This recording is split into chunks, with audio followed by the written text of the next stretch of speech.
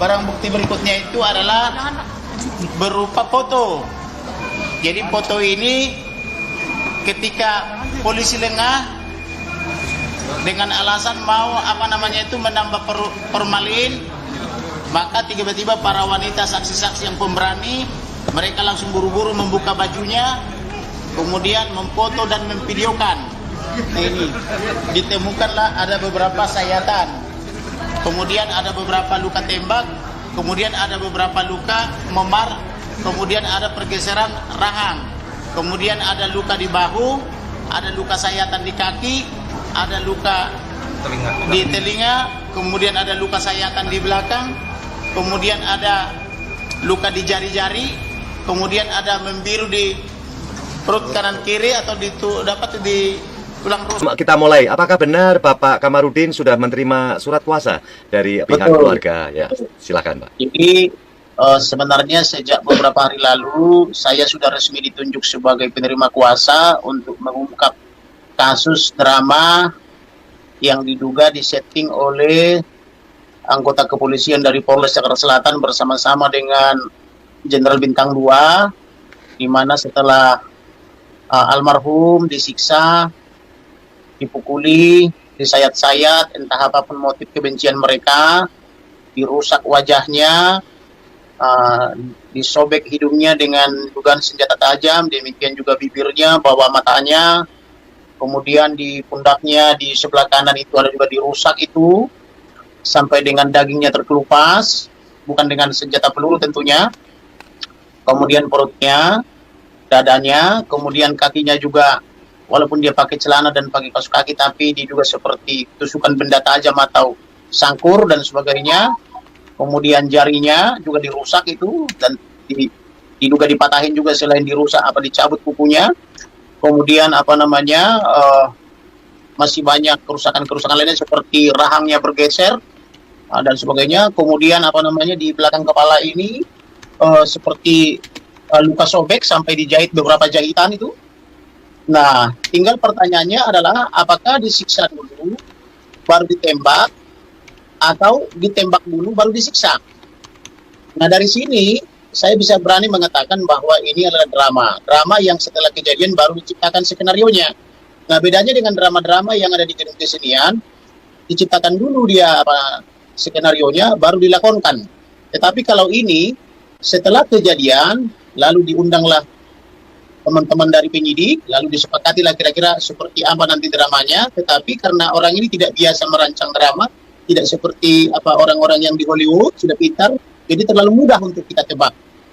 Nah, dramanya itu antara lain adalah bahwa setelah almarhum ini diduga meninggal, datanglah teman-teman dari penyidik, lalu mereka melucuti barang bukti, kemudian mengganti dekordernya CCTV tanpa izin Pak RT, diduga demikian. Kemudian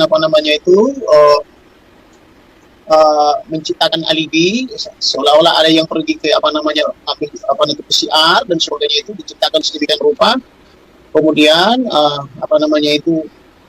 ada pengangkutan jenazah dari rumah tapi diduga tidak menggunakan ambulans karena tidak ada tetangga yang mendengar ambulans. Kemudian dibawalah ini ke rumah sakit Polri. Nah, di rumah sakit Polri inilah dilakukan otopsi, kemudian visum apertum, kemudian pemeriksaan nasofaring untuk menguji apakah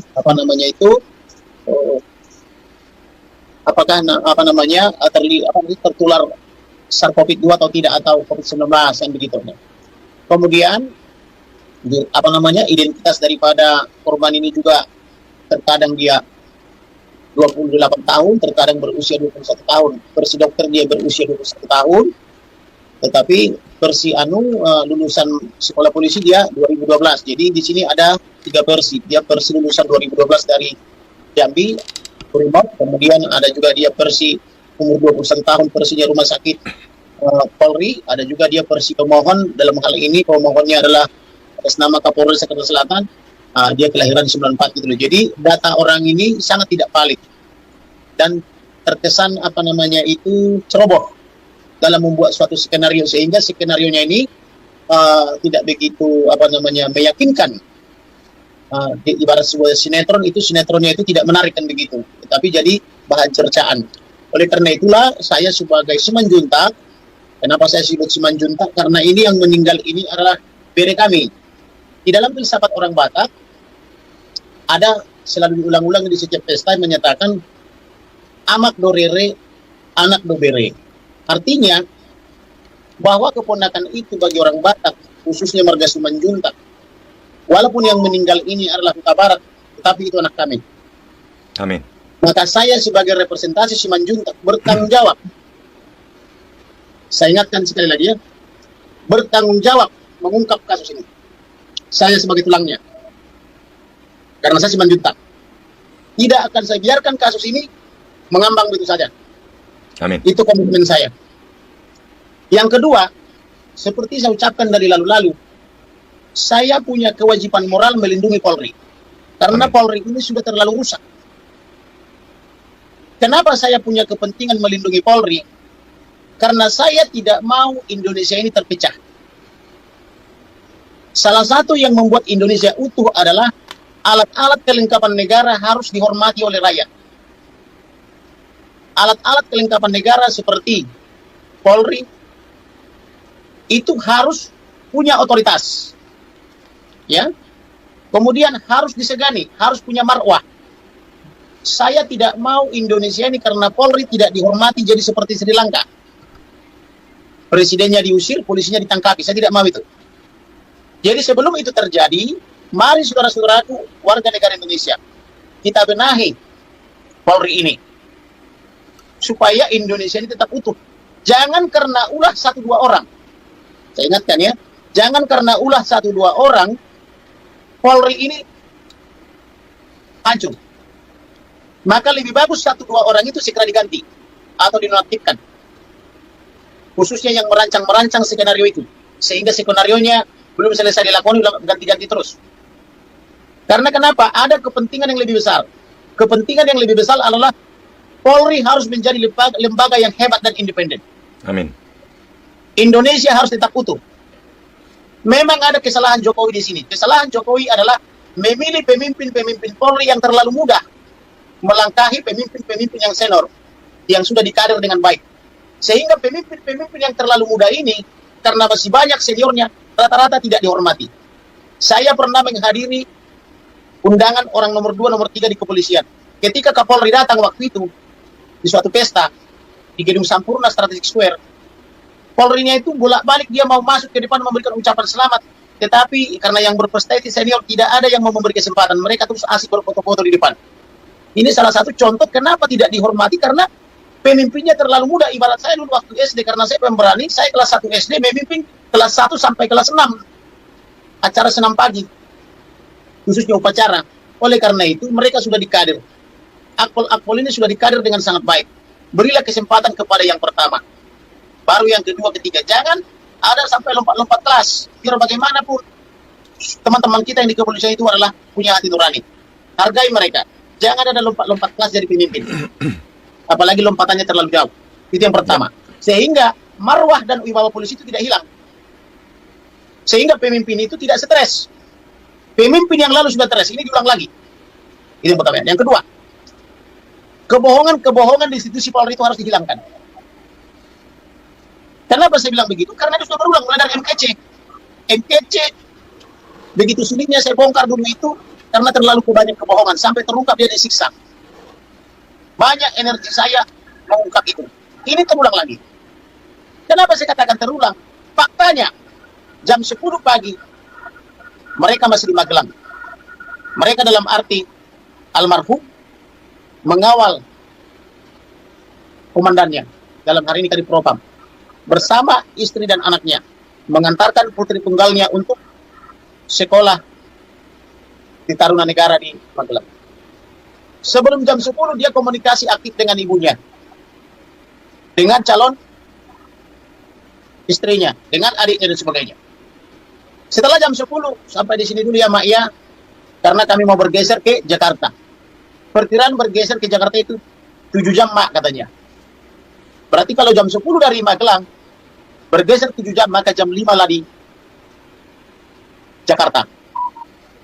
Tetapi apa yang terjadi setelah jam 5, ibunya mau menelpon karena harapannya sudah sampai di Jakarta. Telepon sudah terblokir. WhatsApp sudah terblokir. Terblokir kepada kedua orang tuanya, terblokir ke kakak ke adik-adiknya. Pertanyaannya ada apa? Ada apa antara Magelang dan Jakarta? Itu ya. Kemudian di dalam surat permohonan Kapolres Jakarta Selatan kepada rumah sakit untuk otopsi itu pukul 5 ditemukan mayat. Benarkah itu pukul 5? Sedangkan mereka diperkirakan apabila tepat waktu sampainya baru pukul 5. Berarti ini jadi mayat di mana? Apakah di antara Magelang Jakarta atau setelah nyampe di Jakarta? Kalau dikatakan ini perbuatan Barada 2, saya tidak percaya. Karena kenapa? Saya sudah mewawancarai teman-teman perwira sampai perwira tinggi polisi. Ini senjata Glock 17 kaliber 9 kali 19 mm itu biasa dipakai oleh perwira tinggi selevel direktur. Pertanyaannya, benarkah senjata Glock 17 ini dipegang oleh polisi pemula? Dalam hal ini Barada 2E. Apakah dia punya lisensi menggunakan senjata ini? Kalau benar ini senjatanya, apakah dia sudah tes kejiwaan untuk memiliki ini? Apakah ada sertifikasi untuk itu? Ini kan harus diperiksa. Apakah ini standar senjata? Standar senjata yang dimiliki oleh penjaga rumah? Ini harus diperiksa. Kemudian katanya senjata yang dipakai untuk siapa namanya almarhum itu adalah senjata HS buatan Kroasia. Betulkah ini? Atau sudah dibunuh dulu, dibantai dulu dan disiksa dulu dia, maka untuk menciptakan alibi bahwa seolah-olah terjadi tembak menembak lalu dilepaskan 7 kali tembakan ke berbagai arah, seolah-olah terjadi tembak menembak. Ini kan harus diuji. Kalau tidak diuji, mana bisa tercapai kebenaran material? Lalu apakah sudah diukur oleh Polres Jakarta Selatan selaku penyidik sudut-sudut tembakan itu? Sedangkan Karopenmas mengatakan tembakan itu dari lantai 2 ke lantai bawah.